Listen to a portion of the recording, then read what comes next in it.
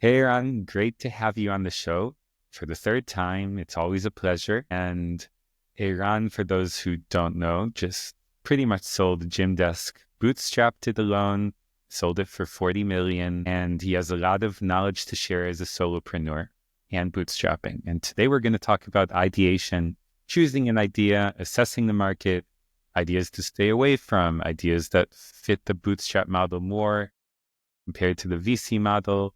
Eran, great to have you on the show. Give us a short intro for those of you who didn't meet you yet. Hey, Daniel. Happy to be back. I think you already gave a nice intro there, but I'll expand a little bit. I have about 20 years experience working in software development, started multiple tech companies. One of those raised VC funding, but eventually shut down when it ran out of money. And following that, I tried to go in a different direction and bootstrapped B2B SaaS that is now called Gymdesk to 3 million in ARR in 2023, and subsequently sold the majority stake of the company to private equity.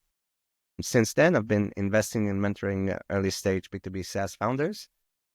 Excited to be talking to you today about ideation in that realm. Cool. So let's start with the general definition. Like, how do you view ideation? Yeah, so ideation for me is a process in which you find a business idea that has a good chance of succeeding. And I wrote about this previously on my website, and I've spoken to many founders that want to start a business, but don't really know what they want to start. They just know that they want to start something. Over the course of time, I kind of developed a framework that I refer to when I speak to founders, and I'm happy to discuss that with you today on the show. Yeah, I would definitely love to hear your framework. I'm working on side hustle myself, so let's go right into it. Yeah, for sure. So the main thing that I think really helps finding an idea that has a good chance of succeeding is having some kind of domain expertise in a specific vertical or market that you can build on and go in with a strong intuition for what a product might look like. If you go into a market that you have zero experience in, then not only are you trying to build something for businesses in that market, you're also discovering the market at the same time. When I started Gymdesk, initially it was targeted mostly towards martial arts schools. I've been training in martial arts for almost 10 years. And during that time, I moved a lot of cities. I trained at about 6 or 7 different gyms. I was friends with the people that ran those gyms, and I had a lot of experience as a customer in those gyms. So I came in with a lot of inside knowledge about how those gyms operate and what the process looks like. I had connections that I could fall back on for feedback. If I had to do it from scratch with no inside information into that realm, I can't imagine it going as well as it has been. And it was pretty difficult even considering that. Got it. So how does this framework of yours work? Yeah. So first, when you think about, okay, I want to start a business, ideally you already have some experience in a professional work environment that you can rely on and use that to kind of guide you. Okay, when I was doing X at Y, I really struggled with a specific thing. Maybe there's an opportunity to build a product that makes that flow better. One example. Or I know all of the products in a certain space. I had the unfortunate luck of working with all those, and I know exactly where they're weak. So I'll build a product that addresses those gaps. That's a really great starting point for building something. It doesn't mean that the process stops there, but it's an excellent starting point. If you're saying I have zero experience in everything and I want to build a product that will make somebody who is an expert in their field make their life easier, it would take you quite a while to get to the point where you can understand that market better than them and offer them a solution that would actually be something they're willing to pay for. That's my take. I'm not saying it's impossible. It's just incredibly difficult. And starting a bootstrap business is already pretty difficult. So I would focus on that. Now, you might ask, what if I don't feel like I have anything that I have strong enough domain expertise in? And then I would say, maybe you should first build that domain expertise. So you can start from a different direction, maybe a field or a vertical that you have a passion for, and you want to learn more about it. In the pre-show discussion, We brought up the example of drop shipping, right?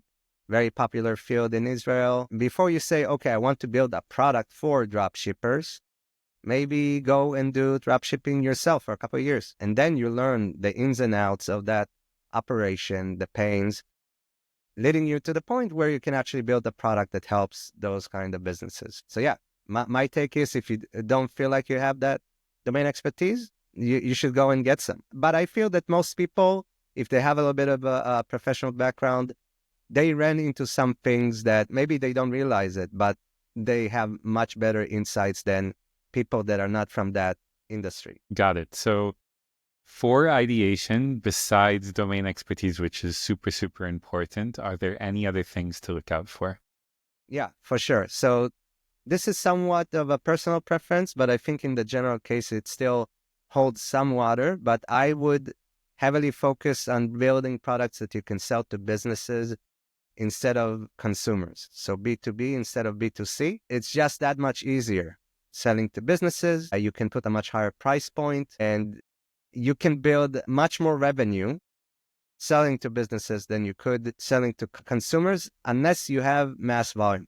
The main problem with B2C is, first of all, you need just a ton of exposure, a ton of awareness to generate any kind of meaningful revenue. And the other side of it is that the churn rates are really high. So it makes it very difficult to retain revenue once you get it. Many B2C products replace their entire customer base every 9 to 10 months, which is, you just need so many leads to keep revenue growing. Meanwhile, with B2B, customers can stay with you for years and you just need a small amount of leads every month to see consistent growth. That's been my experience on growing Gym Desk from 0 to 3 million in ARR. I think Jason Cohen from WP Engine, he has like a famous talk where he talks about, the bootstrapper's dream of reaching just 10K a month at the beginning.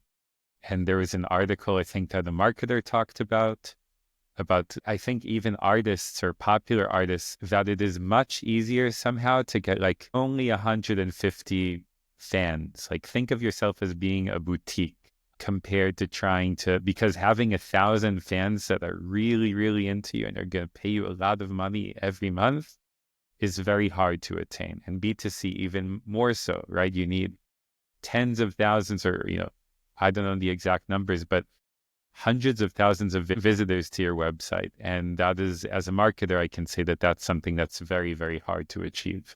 Very difficult, for sure. The thing is, aside from all those concerns, for businesses, the expenses are just something they take as part of running the business, right? So if you're helping a business optimize in a specific way, of course I'll pay for it because this helps me generate more revenue. When you're a consumer, the decision is much more emotional. Maybe you're a person that's really good at creating an emotional response. For most people, it's pretty difficult. We have so much that we're getting exposed to on social media and elsewhere. People get pretty numb to stuff. To get that emotional response and get consumers at scale, I feel it's much more difficult than convincing a business that the logical decision is to buy your product and just generate more revenue. Very true. Okay, so we covered domain expertise, B2B versus B2C.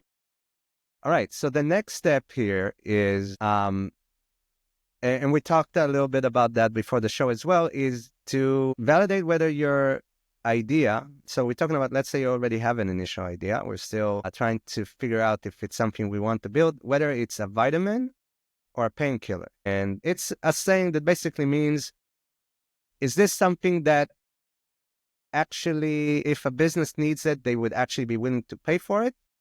Or is it something that they would say they would like to have it, but, actually spending money on it is not something they would normally do? And it's a really important distinction because people build tools that on the face of it, very nice, but a business might use it once and then never use it again. Or they say, yeah, this is nice, but, there's 10 other tools that are free that do basically the same. You have to be honest with yourself if the thing that you are building is something that a business would be willing to pay for. Again, I say business because I'm optimizing for B2B, but even in B2C, is it something that someone would be willing to pay for? There's a lot of tools that are cool as a concept, but have no real value once you actually have to pull out your wallet and pay for it. And for that, you have to do some validation to your idea. So let's say you have an idea, ideally you have some domain expertise, so you know people in the field, or you know who to ask to get insights on whether they would be willing to pay for it, and just go out there and talk to people who might be your customers. Talk to them for a while, show them early demos or interactive MVPs, and see if it's something that they would actually be willing to pay for.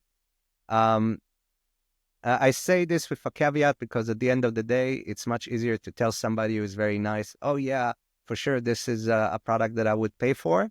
But when the time actually comes to pay for it, it's not quite the same. I think a lot of founders have found this to be the case. But it's better than nothing. Those conversations, if you find people that are willing to give you honest feedback, can definitely help you shape the idea if it's something that's worth investing in for a while. So that's definitely the next step for me, doing some validation. Now, if we're talking about what can be a business idea, and I'm narrowing it down a little bit to the bootstrap realm. So if you're a startup, definitely you want to think of something that's innovative, that's maybe category defining, or just introduces such a massive change that it can grow into $1 billion company. But for a bootstrap or regular business, I think it's enough to just slightly differentiate it from something that already exists. And not only do I think it's enough, I think it's actually a good idea to take that approach to begin with. If you build a product that is similar to other products, but that one or two things better or different, that's an excellent place to start with, because that if there's other products that are already generating significant revenue, that market is validated. That product is a painkiller. Businesses, people are willing to pay for it. And if the market is large enough, there's always room. And this is another thing that I learned with the company that I recently sold. There's always room for another entry with slight differentiation. We went into a market that already had a bunch of very big entrenched players.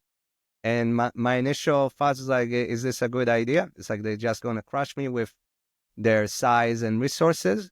But the natural progression, again, I'm focusing on the B2B space. In the B2B world, is companies start by focusing on smaller customers when they're small, and then slowly they start moving up market, eventually kind of leaving the small customers use case aside or to other companies. And for new entries, they can always go back and start with those smaller companies that are looking for a more personalized approach. So assuming this is a market that's not dying out, most markets over time, they just tend to grow. Going into an existing market and doing something that already exists, but slightly differentiated. For example, with our product, we differentiated with the user experience and with customer service, two excellent areas to differentiate in. We did a couple of the flows different as well, flows that are important to certain subsections of our ICP, the ideal customer profile. And that was good enough to get us to where we are now. So my take is, in the VC world, if you're a startup, it's not enough to go into a crowded market with slightly differentiated product, but bootstrap or regular businesses, I would highly recommend it. That's another approach for ideation. Look at existing markets in the space, find gaps that you feel like you can differentiate in. Doesn't have to be something completely new, just slightly differentiated. And that's also a great way to find new ideas. Cool. So let's try to relate this to Gymdesk. Let's go to younger Eran 5 or 10 years ago, practicing karate across Brazilian different Jiu-Jitsu. cities. Yeah, sorry about that. And you want to build something, and you get to know these gym owners. You start to understand how they operate. You were talking with them more. You were trying to understand, because your domain expertise didn't come from practicing JJK, right? Sorry, I'm getting mixed up with an anime. But you had to go a little bit deeper and say, wait, how is this thing operating? I want to start to get to know them. I want to start to ask them questions. You didn't actually have experiences running a gym. So not directly, but I was on the receiving end of a lot of the business flows in those gyms, right? So different gyms, they had different ways of tracking attendance, for example. very important, specifically in martial arts for progression, and also for membership utilization, right? If you get, let's say, 3 classes a week, you need some kind of system to make sure that people are actually only training 3 days a week with that membership. And that's what the software does, right? Does it always work? No. And I've seen it like fail in front of me or heard the gym owners talk about it. So I knew that's something that I can fix in a product that I would build, right? But I did do a more directed approach and took a few of them to launch. And it's like, yeah, I'm thinking about building a gym management tool. Can you tell me a little bit about how you use tool X that you currently use? What are your pain points? What would make your life easier? And I just took notes. I did that for a couple of months, talked to about 6 or 7 people. A couple of them I talked to multiple times. And that gave me the overall framework of what I felt would be a good MVP in this space. And did you get some of the gym owners to say, yes, I would, I'm bleeding in the streets, just build this and I'll buy it yesterday? How did that work? Yeah, so in this case, I didn't need to. I went with the other approach that I mentioned, which is building in an established market. So I knew for sure that people need gym management software and they're willing to pay for it quite a bit. Some of the big incumbents in the space charge quite a lot for providing the software. And I've used some of those softwares and I felt very strongly that I could build something better just from a user experience standpoint. Very outdated pieces of software. By the way, also a very common story in B2B software. A lot of the products that dominate markets were built 10, 15, 20 years ago, barely been updated, and just keep going on inertia. And there's a lot of opportunity in B2B spaces where that is the case. And it was the case here as well. So I already knew that people are willing to pay for a product such as this. My main concern is, can I bring something to the market that's different enough, with no brand, with no awareness, that people would be willing to switch to? And that I could only learn by building up a hypothesis that I can differentiate with user experience and customer service. By the way, I didn't set out to do both of those from the beginning. The second part kind of happened organically. I just set out to build a product that will work better from my viewpoint as somebody who likes to delve into user experience. And that hypothesis turned out to be correct. So I've seen, since then, I've talked to dozens, maybe over 100 founders in the B2B SaaS space. And a lot of the stories are very similar. Like, build a product in a vertical where there's a lot of outdated big players and just try to bring something more modern into the market. There's an old saying, if you don't innovate, you die. I think it holds true very much so. And a lot of those companies just don't see it. Came out with their product, it was innovative. And since then, and by the way, this is a very American approach in general. They just build a very strong sales operation. They're no longer, in my opinion, software companies. They're massive sales operations with a legacy product that they maintain on some level, but is also broken in many others. And they just don't feel like they need to do anything. I think the way you're describing an evolution of many companies is very interesting for me. I think it makes sense that the bigger of a brand you have, you do naturally start targeting much large, the Microsoft, the bigger companies. And that leaves opportunity to innovate for people who are risk takers, but just want something to move a lot faster because they're smaller businesses and everything going upstream. I thought that was pretty interesting. So when you're still doing your research, so there's a space that people are willing to pay a lot for, you start becoming friends with gym owners, you start taking notes, and you just started opening up different competitor software and started playing around with it and saying, I can do this much better. Basically, yes. Another interesting thing, specifically in our vertical, but not limited to just two, a lot of the existing players, they don't actually give you a version of the software that you can try out before buying. And you might wonder, why is that? But once you are actually able to see some of those products, you understand. The products themselves are just not good, and they want the customer to spend as little time as possible in front of it. So another way in which we kind of differentiated, especially in the early going, is that we had a 30-day free trial where all the features are open and you can try it out. And that really appeals to a certain subsection of the customer base that does not like to be sold to and buy, a horse in a sack or whatever the saying is. Yeah, they want to be able to try out the product before committing. Those customers also end up giving a lot of really good feedback because they know what's available out there and it's products that are not very good and they can't really try it out before. So they give you feedback to make your product what they need. That's another thing that a little bit later in the process, but if you start with an approach that I'm just going to allow people to use the product and see what they say, you're going to get the feedback that would help you make it better. So, All right. yeah, I don't want to spread out too thin here, but, if you launch in stealth and all those things, invitation only, people think that they're being very cute with those things. But in my opinion, you need people in front of your product to tell you how to make it better. I definitely agree with that. So let's say the stars align. I'm going for B2B, not B2C. I have an industry I want to focus on, and I have a few ideas. Maybe I talk to a few people. What are the next steps? Do I take out an Excel sheet and see if the business model makes sense? How do I move forward from there? Well, I'm going to give one final point here for the ideation, initial ideation process. I would heavily recommend focusing on a specific niche. Again, I'm using my own company as an example. We started focusing just on martial arts schools and later expanded into adjacent markets such as weightlifting gyms, yoga studios, Pilates, gymnastics. There's a bunch of which have very similar operations. But at the beginning, we were just selling to martial arts schools.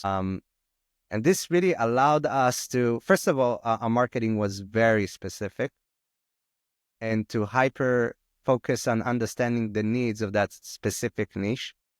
If we just started with everything, it would have been much harder to appeal to any one vertical. And it's something you see in a lot of other B2B SaaS markets where they start addressing, let's say, just designers.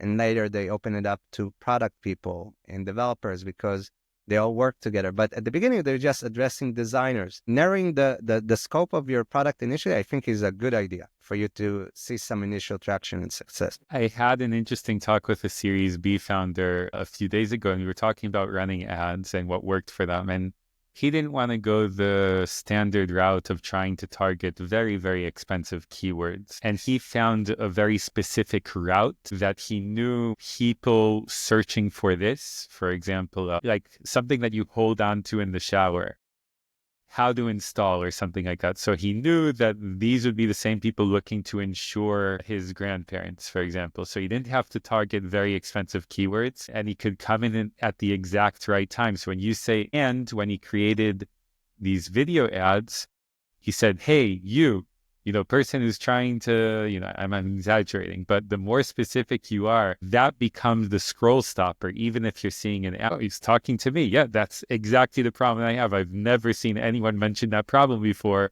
Hell yeah, I want to find out more, right? So I think it helps all throughout the funnel when you can be specific.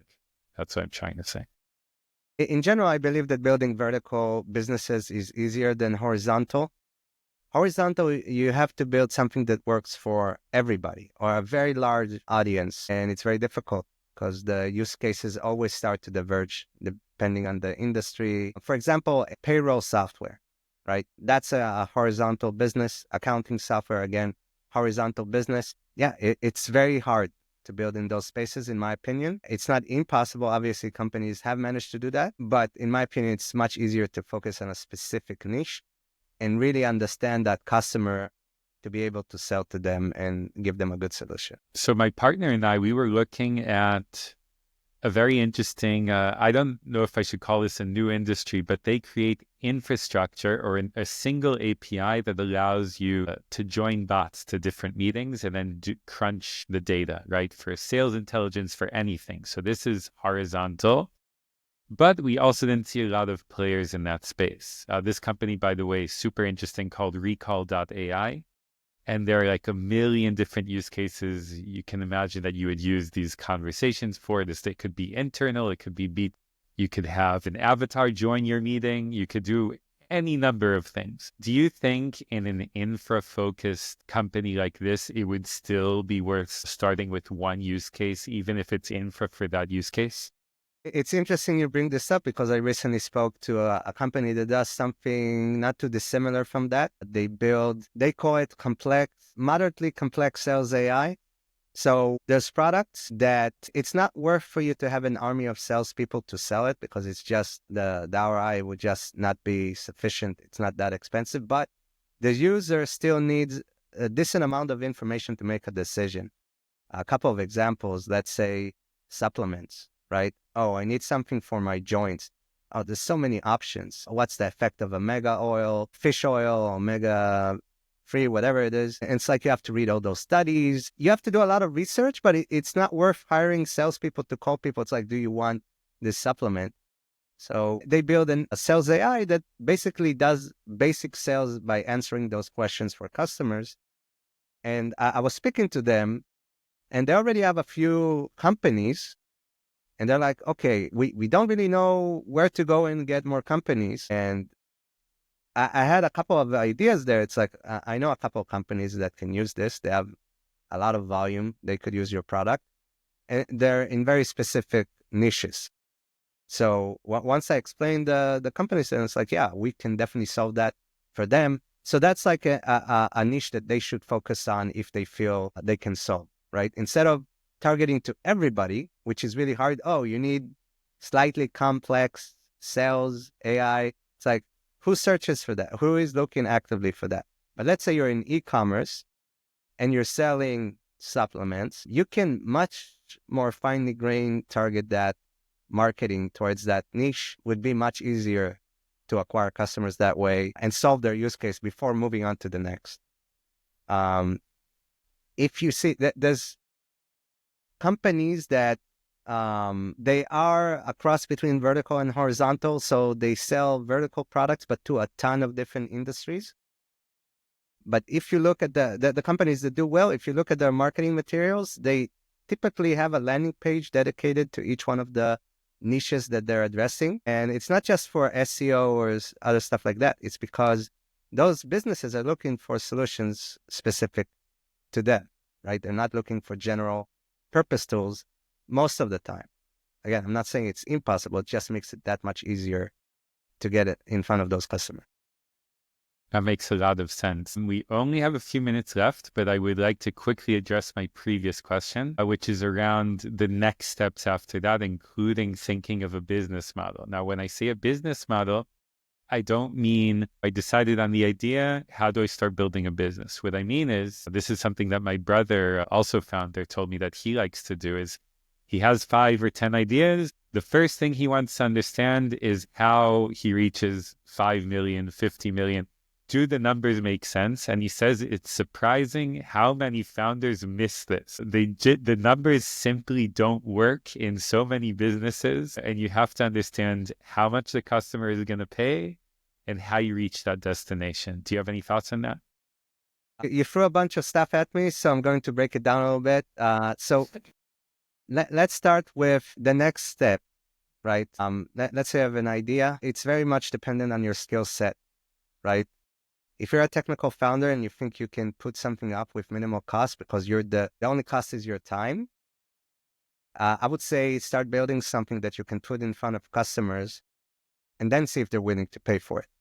Or at least the feedback that you'll get will be much more relevant than the feedback you get with just an idea. And that would allow you to continue to refine your approach.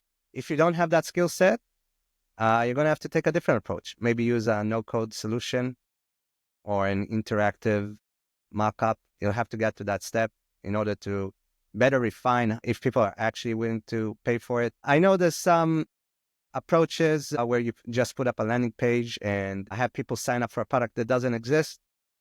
Sure, you can do that. But will they actually pay for it later? That remains to be seen. They're still waiting to see your product. So everything starts to happen once you actually have a product in front of the customer. It doesn't have to be the final version. There's a saying, perfect is the enemy of good enough. I'm a big believer in that approach. It's like, it's never going to be complete. Even now, after more than 9 years, our product is not complete. Still evolving, still adding more use cases. just something that is good enough that people can look at and decide if they're willing to pay for it. So for me, that would be the next step. Don't waste too much time on, you talked about finding the business model. My take is that subscription payments is the best. The hardest is definitely a two-sided marketplace. Sorry to bum anybody who's listening who is doing that. That was actually my previous company. The VC-backed one was a two-sided marketplace. Very, very tough. We did have some success there, but it's just brutal. You have to build both sides at the same time. Yeah, it's incredibly difficult. I would definitely have a preference for B2B SaaS. And even before that, if you can provide a service first before you go through the full route. By the way, this is a path that a lot of founders have been taking recently that I'm very much in favor of. Start providing the service manually that you would with the software. Obviously, it doesn't scale very high, but you'll get much better understanding. Okay, if I just replace what I'm doing manually now with software, people are already paying me for it. That's an excellent way to build up all the way to an actual fully scalable software product. Do you think it makes sense to start an agency or freelancing with the thought that it's always possible to find a way to automate something and then turn that into a product? Like, do you think it's always doable? 100%. This is, and we spoke about this a little bit before the show. Rob Walling, the founder of Tiny Seed, he has a method he calls the stair-step approach, where you start exactly like that. You start by providing the service, you're selling your time, which is not super scalable, but you're learning a lot about the processes and the flows. And slowly you start to automate some of those things. Maybe you package what you learn as an information product that you can then sell to more people, and it's not dependent on your time. And then the last step is actually building a software product that solves the problem that you're providing a service for. By then you have people paying you for the same thing that the software would do, except it's manual and now it's automated. I think that's an excellent approach for sure. So starting with being a freelancer in that vertical or an agency, excellent way to build up all the way to a software product. That's great, Eran. So I learned a lot. How about if you give us a few summary points and any other tips you think founders should know or So want to to be founders? summarize what we talked about, my recommendation, again, everybody has their own path, is start in an area that you have some kind of domain expertise or passion and build up that domain expertise using that passion. If you go into something that you have no passion for and no domain expertise, what's going to keep you in the first few years where it's brutal and you don't know if it's going to amount to anything? So start with that passion and domain expertise, then sell to businesses. So B2B over B2C. Again, I'm not saying that B2B is something you shouldn't touch with a 6-foot pole, but my preference, if you're just starting out, B2B, make sure it's a painkiller, not a vitamin. So something that people would actually be willing to pay for. Do some validation, talking to people in the space, try to put some kind of MVP in front of them. And if you can do the stair-step approach where you start with providing the service manually and slowly automating the parts until you have an actual software product, that's also an excellent way to get started. That's amazing, Eran. Thank you. So how can people find you? When should they reach out? Yeah, I'm on LinkedIn and Twitter. Feel free to reach out there. I have my own website, erangalperin.com, where I write about those topics in particular and other things relating to bootstrapping, to be SaaS and things like of that nature. Yeah, I'm also going to be on a bootstrapping panel in Tel Aviv in the Google campus on February 11th, 9:30 a.m. in the morning. If anybody is interested in bootstrapping, look up Ora Zulai on LinkedIn. There's a sign-up form on his profile, and I would love to see you guys there. Thanks so much, Eran. Thanks, Daniel.